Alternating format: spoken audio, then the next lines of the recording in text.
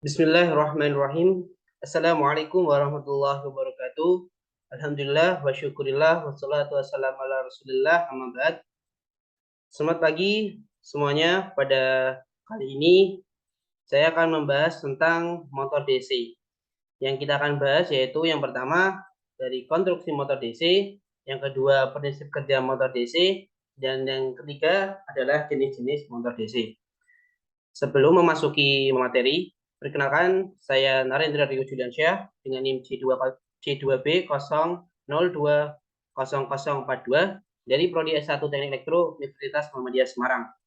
Baik, kita langsung saja untuk pembahasan yang pertama yaitu konstruksi motor DC. Bahwa di motor DC itu tersusun dari dua bagian, yaitu bagian diam yang sering disebut stator dan bagian yang bergerak sering disebut juga rotor. Stator motor arus arah adalah badan motor atau kutub magnet sikat-sikat, sedangkan yang termasuk rotor adalah jangkar lilitannya. Pada motor, kawat penghantar listrik yang bergerak tersebut pada dasarnya merupakan lilitan yang berbentuk persegi panjang yang disebut kumparan. Untuk bagian-bagian yang lain, ini ada badan mesin, kemudian ada inti kutub magnet dan lilitan, ada sikat-sikat, kemudian komutator, jangkar, dan jangkar lilitan. Jadi konstruksi motor di sini kita akan membahas sekilas tentang bagian-bagian di motor DC. Di bagian yang pertama adalah rotor. Rotor ini kerap disebut juga armatur. Komponen ini berputar dan berada di antara kutub bagian field winding. Kemudian yang kedua ada stator. Stator ini merupakan salah satu bagian dari motor tersebut atau motor DC.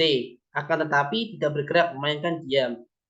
Dan penyusunnya itu stator itu disusun dari beberapa komponen, diantaranya yaitu inti, lilitan, dan rangka stator. Kemudian ada badan mesin.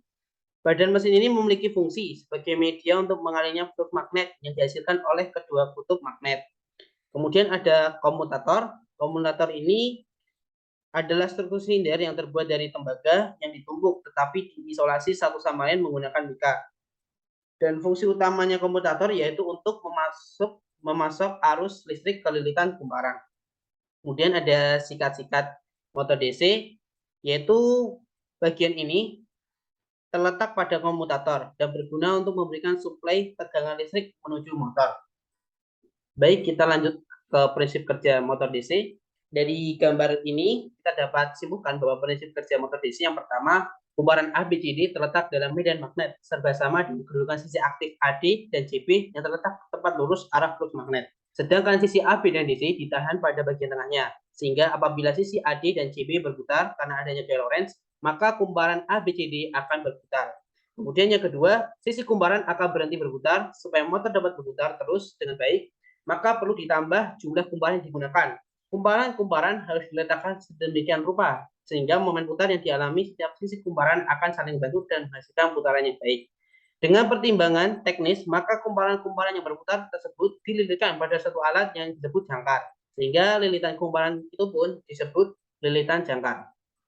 Baik, untuk pembahasan yang ketiga, untuk jenis-jenis motor DC. Di sini ada motor seri, motor DC sumber daya terpisah atau separately excited, dan ada motor DC sumber daya sendiri atau self-excited, dan ada motor DC compound atau gabungan.